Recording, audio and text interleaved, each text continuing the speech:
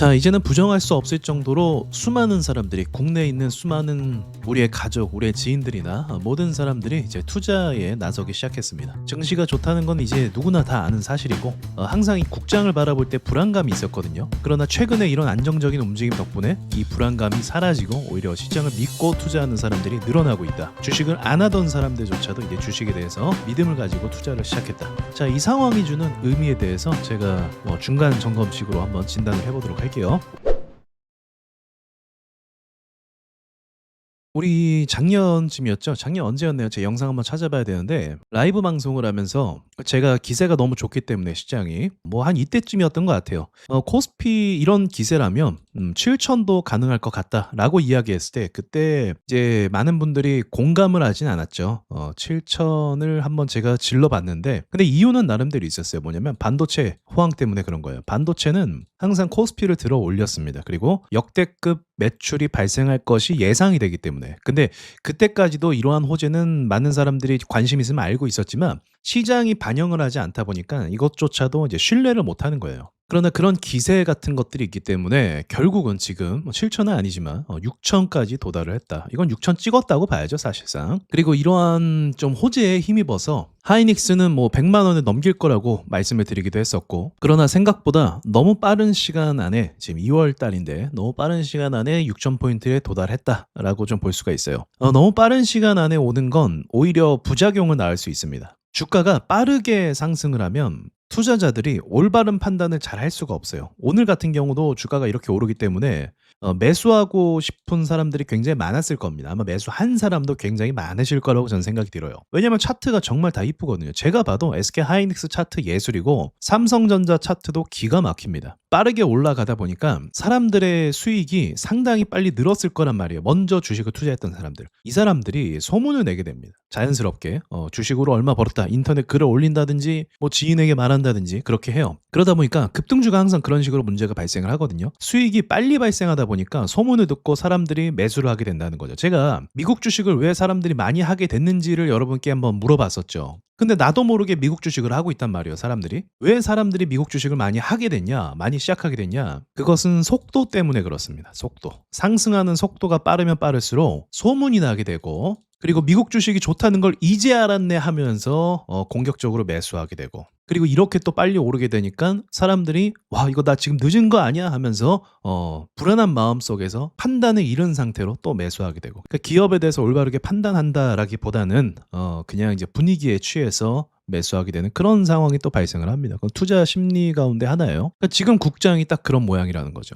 이게 못 간다는 말이 아니에요. 왜냐면 저번에 제가 영상 올렸을 때 서학개미의 돈들이 지금 상당합니다. 아직도 미국 시장에 있는 서학개미들의 돈들이 국내 시장에 다 들어오지 않았어요. 미국 시장에서 물려 있거든요. 그럼 언제 그들이 다 들어오게 되냐면 일단 환율이 더 안정이 되면 환율이 최근에도 좀 요동쳤잖아요. 환율이 더 안정화가 되면 1,400원 밑으로 떨어지면 그리고 미국 주식이 어떻게 돼요? 한 번 밑으로 조정을 받게 되면 그때 아마 우리나라 돈으로 환전을 해서 들어올 가능성이 꽤 높아요. 그럼 어디에 투자할까요?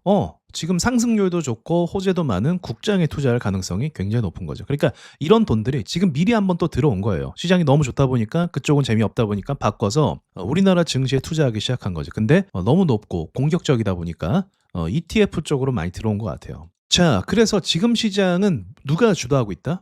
서학개미나 그동안 증시에 투자하지 않았던 사람들의 돈이 들어오고 있고 그리고 신고가를 뚫었기 때문에 자동으로 매수하는 그런 외국인들도 같이 들어오고 있다. 그래서 힘을 더 많이 받고 있는 상황이라는 겁니다. 그래서 들어올 돈들의 규모를 봤을 때 더 오를 가능성은 높다라고 또 볼 수 있는 겁니다. 그러니까 저 역시도 7천까지 기세라는 게 있으니까 7천까지 이제는 누구나 다 7천 얘기하는데 제가 7천 이야기하는 당시에는 욕먹는 말이죠. 코스피가 7천 간다 욕먹는 말입니다. 그러나 이제 누구나 다 7천을 바라보고 있고 어떤 사람들은 10,000포인트 이런 이야기까지 하고 있어요. 그건 이제 그때 가서 이제 이야기하고 상황을 봐야겠지만 반도체가 제가 계속 반복적으로 말하는 게 올해 매출이 굉장히 괜찮단 말이에요.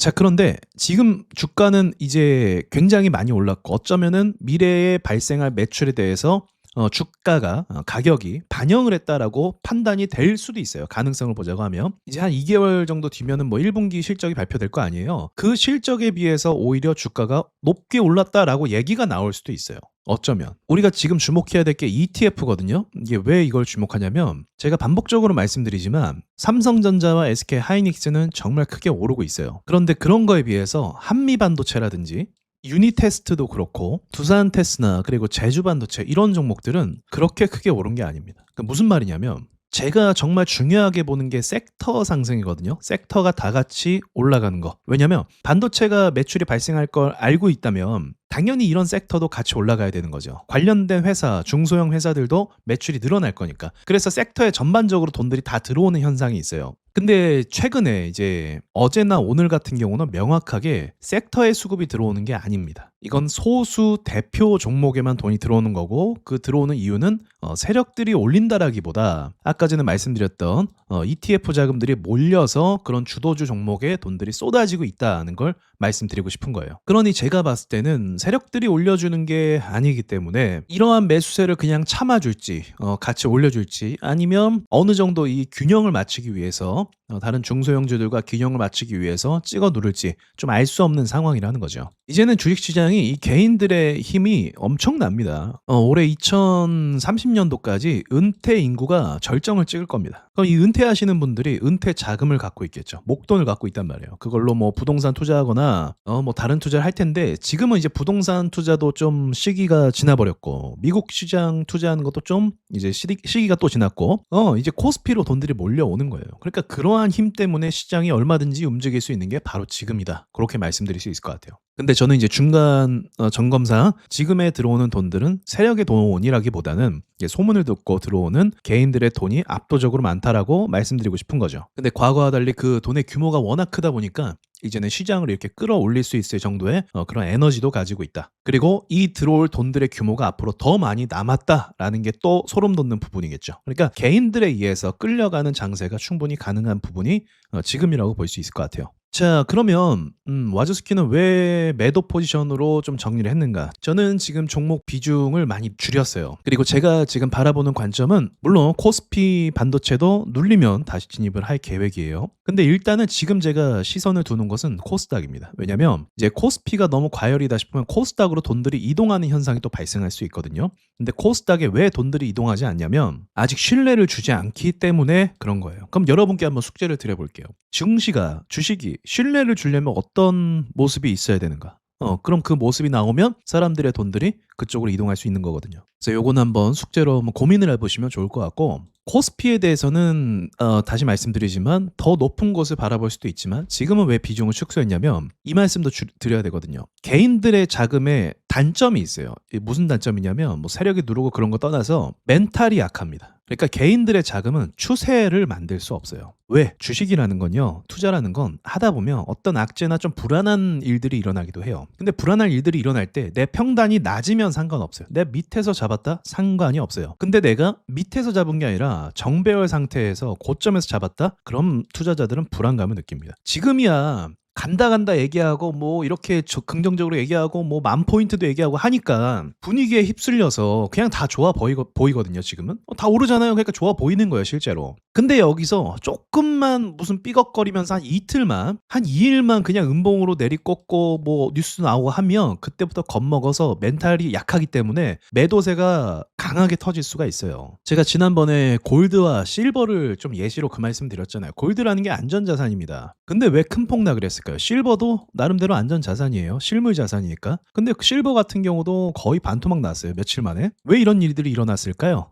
단타 때문에 그래요. 그러니까 올라가니까 나도 한번 사볼까라고 생각해서 매수를 하는 거예요. 수익을 빠르게 주는 걸 목격을 하니까 막 저기 이제 종로에 저기 상점 가면 막 줄 서 있고 사람들이 그러니까 나도 안 사면 안 되는 거 아니야 이런 생각이 드는 거예요. 그러다가 좀만 무슨 일이 생기면 뭐 미국 연준 의사로 워시라는 사람이 뭐 임명이 될 거다. 그러면 금리 문제가 또 생길 거다. 그러니까 갑자기 폭락하잖아요. 골드도 폭락하고 실버도 폭락하고. 그래서 제가 서두에 빨리 올라가면 좋은 게 아니라고 말씀드리는 게 그런 거예요. 빨리 올라가면 단타 자금들이 더 많아지고 심리가 약한 사람들이 들어오게 되고 그러면서 떨어질 때 더 악순환으로 더 깊게 떨어지게 되고 더 차트가 망가지게 되고 망가진 차트를 섣불리 사람들이 살 수가 없고 외국인들도 관망 자세로 돌아서게 되고 좀 기다려보자 좀 무슨 일이 있을지 기다려보자 아니면 쟤네가 나갈 때까지 기다려보자 이런 식으로 오히려 빨리 올라가는 게 좋은 그림을 만들지 않을 때가 더 많이 있단 말이에요. 자, 이해가 되셨나요? 그래서 어떤 일이 일어날지를 지금은 예측하는 건 불가능해요. 제가 늘 말씀드리지만 예측이라는 건 떨어질 때 그리고 어느 지점을 돌파했을 때 딱 돌파하는 그 시점 이런 상황에선 제가 어느 정도 예측을 합니다. 그러나 제가 예측하기 어려운 순간 언제라고 했어요? 개미가 많이 들어왔을 때 이때는 무조건 심리적인 요소에 의해서 어디로 튈지 모르는 그 럭비공 같은 거 있잖아요. 어디로 튈지 모르는 거 어디로 튈지 모르기 때문에 이 심리적인 부분이 균형이 깨지면 어느 쪽으로 확 기울게 되거든요. 그래서 예측이 굉장히 어렵습니다. 이런 상황에선. 그래서 이런 상황이라는 거 여러분이 좀 중간에 진단을 하고 가시면 좋을 것 같아요. 판단은 여러분이 결국 하셔야 되는 거니까. 다만 너무 이 심리가 요동칠 필요는 없습니다. 어차피 제가 말씀드렸듯이 시장은 기회를 반드시 줄 거예요. 이 정도 수급 들어왔고 들어올 돈이 더 많기 때문에 시장은 우리에게 기회를 또 줄 것이다. 자, 여기까지 말씀드리고 마치도록 할게요.